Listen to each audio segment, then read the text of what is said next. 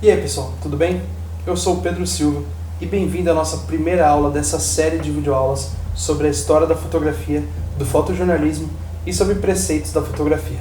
Se você não viu nosso primeiro vídeo, onde eu expliquei algumas coisinhas para você aproveitar 100% das nossas aulas, volta lá e assiste. Se você já viu, vem cá. Bom, primeiramente, para entender o que é fotografia, a gente tem que entender o que significa esse nome, fotografia. Essa expressão vem da junção de duas palavras gregas, foto, que significa luz, e grafia, que significa gravar. Literalmente, gravar a luz. Os estudos do que viria a se tornar a fotografia começaram lá no século XVIII, em 1793, com um artista francês chamado Joseph Niepce.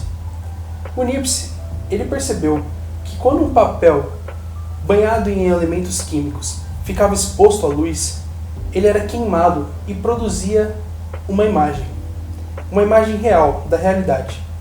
Só que esse papel continuava queimando e a imagem acabava sumindo. Mas ele não desistiu por aí. Mais de 20 anos depois, em 1826, o Niepce pegou uma caixa totalmente escura e colocou uma chapa de metal, também cheia de químicos. Deixou em exposição por 8 horas e tadã! A primeira fotografia do mundo estava nascendo. Pois é, você não escutou errado, 8 horas. Foi esse o tempo que levou para a primeira foto ser tirada. Mas calma, daí para frente é só evolução. Em 1837, Louis Daguerre, outro artista plástico francês, decidiu melhorar esse processo e muito. Ele criou uma coisinha chamada daguerreótipo. O daguerreótipo, por muitos, é considerado como o pai das câmeras fotográficas. Ele era basicamente aquela mesma caixa preta do Niepce, só que feita de madeira e com uma chapa de metal, também cheia de químicos, que quando exposta à luz, depois de 25 minutos, gravava a imagem. Cara, era 25 minutos. Era muito menos do que as 8 horas do Niepce.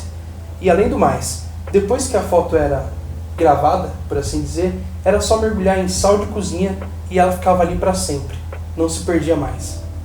Essa é muito mais perto da fotografia como a gente conhece do que o método do Niepce. É verdade. Mas mesmo assim, nem tudo é perfeito. O daguerreótipo já tinha um tempo muito menor para capturar as imagens e era um processo bem mais fácil. Porém, ele só capturava uma imagem. Era impossível você reproduzir aquela foto que era tirada. Mas os ingleses entraram na jogada e mudaram isso. Em 1841, o inglês William Tarbell decidiu que queria porque queria multiplicar uma foto tirada. E aí ele começou as pesquisas e criou um negocinho chamado negativo. Não o negativo que a gente conhece hoje, aquele que vai nas câmeras, mas era uma chapa de vidro com alguns componentes de prata. E aí era possível replicar essa fotografia. O problema era replicar onde e como.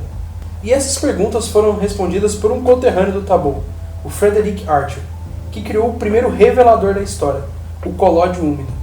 Esse colóide fixava essas pequenas partículas de prata que tinham no vidro e permitiam que isso fosse passado para outras folhas, de papel mesmo, ou pano, ou seja o que quisesse. Então, nascia aí a fotografia como a gente conhece. Apesar de bem popular, a fotografia ainda era muito exclusiva dos profissionais, porque as máquinas eram muito caras e os processos eram bem complicados. Foi quando uma empresa entrou na jogada e decidiu de vez espalhar a fotografia para todo mundo. Todo mundo deveria poder tirar suas fotos e guardar seus momentos. Essa empresa era a Kodak.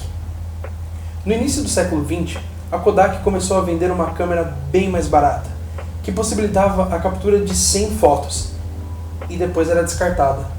Pois é, essa primeira câmera que a Kodak vendeu em massa não tinha a possibilidade de trocar o filme dentro. Mas isso foi mudando conforme o passar dos anos, e aí sim, a Kodak ficou famosa pela venda de filmes e de câmeras. E aí, todo mundo realmente podia tirar suas fotos quantas vezes quisesse, porque era só adquirir um bem durável, que era o corpo da câmera e a lente, e depois ir trocando os filmes, podendo ser filmes coloridos, filmes em preto e branco, a quantidade de filmes maior ou menor, enfim, a fotografia realmente estava popularizada. Bom, mas a história da fotografia não acaba aí. Na verdade, a tecnologia sempre deixa as coisas bem mais interessantes. Em 1975, a primeira câmera digital foi inventada e comercializada. Porém, ela não fez tanto sucesso, já que ela misturava processos digitais e analógicos, o que dificultava bastante o processo de captura de imagens. E também a qualidade das fotos não era lá essas coisas. Mas 15 anos depois, em 1990, a primeira câmera digital, bem mais próxima do que a gente tem hoje, foi inventada e comercializada. E aí sim, tudo mudou. Por quê? É meio óbvio. Quando você tira uma foto em analógico, você tem que esperar a foto ser revelada e aí chegar até você. E esse processo dura pelo menos um dia. Com as câmeras digitais não.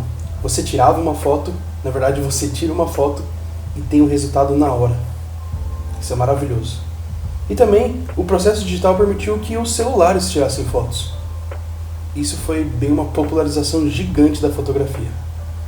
Chegamos ao fim da nossa primeira aula, e essa é a história da fotografia.